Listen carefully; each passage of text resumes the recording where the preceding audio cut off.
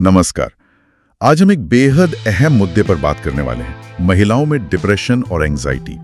और इसके लिए हमारे पास एक guide, overcoming depression and anxiety a women's guide के कुछ जरूरी हिस्से हैं। ये गाइड साफ तौर पर कहती है कि डिप्रेशन कोई कमजोरी नहीं है, ये एक मानसिक स्थिति है जिससे निकलने के लिए हिम्मत, प्यार और हाँ, सही दिशा चाहिए। इसमें मानसिक सुकून पाने के साथ काफी असरदार तरीके बताए गए हैं।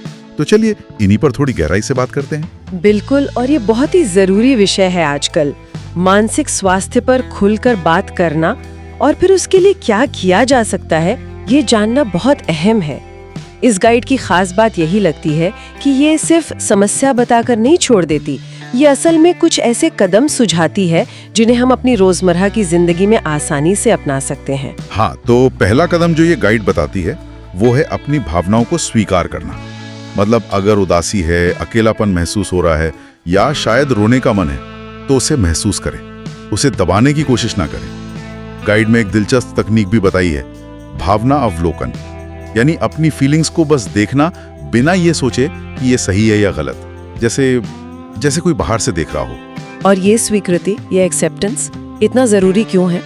क्योंकि जैसा गाइड में भी इशारा है, जब तक हम अपनी भावनाओं को समझेंगे नहीं, उन्हें मानेंगे नहीं, तब तक उनकी जड़ तक पहुंचना मुश्किल है। उन्हें स्वीकार करना एक तरह से पहला कदम है ये जानने का कि भाई मन में चल क्या रहा है, तभी तो उसका कुछ हल निकलेगा, है ना?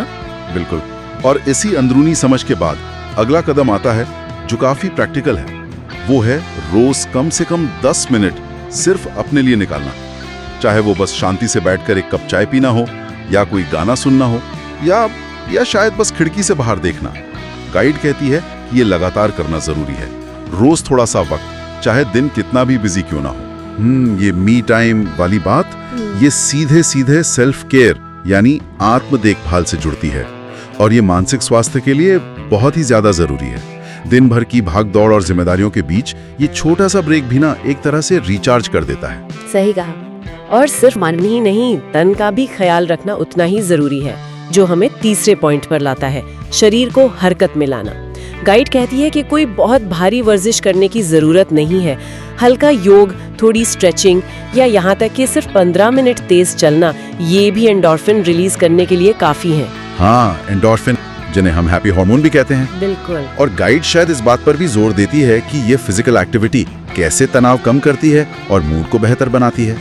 एंडोर्फिन का असर तो खैर वैज्ञानिक रूप से साबित है ही, पर नियमित रूप से हल्की कसरत भी डिप्रेशन के लक्षणों को कम करने में मददगार हो सकती है। अगला सुझाव भी बहुत अहम है, किसी भरोसेमंद इंसान से बात करना। गाइड की सलाह है कि अपनी फीलिंग्स, अपने मन की बात किसी ऐसे व्यक्ति से कहें, वो माँ हो सकती है, बहन, कोई दोस्त या जीवन साथी, जो बिना जज किए आपकी बात सुने।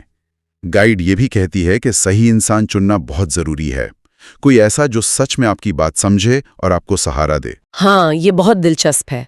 सिर्फ बात करना नहीं, बल्कि सही व्यक्ति से बात करना। इससे पता चलता है कि सोशल सपोर्ट कितना मायने रखता है। और गाइड ये भी साफ करती है कि अगर आपको ऐसा कोई नहीं मिलता या जरूरत शायद ज्यादा गहरी है, तो पेशेवर मदद लेने में, जैसे किसी काउंसलर या साइकोलॉजिस्ट के पास जाने में कोई झिझक नहीं होनी चाहिए।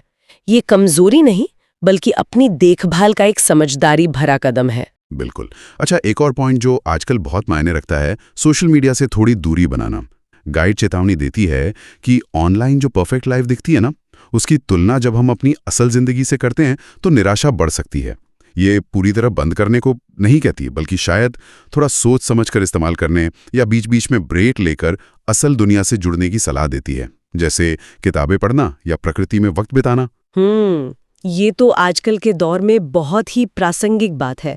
ऑनलाइन दुनिया और असलियत, इसमें संतुलन बनाना वाकई जरूरी है।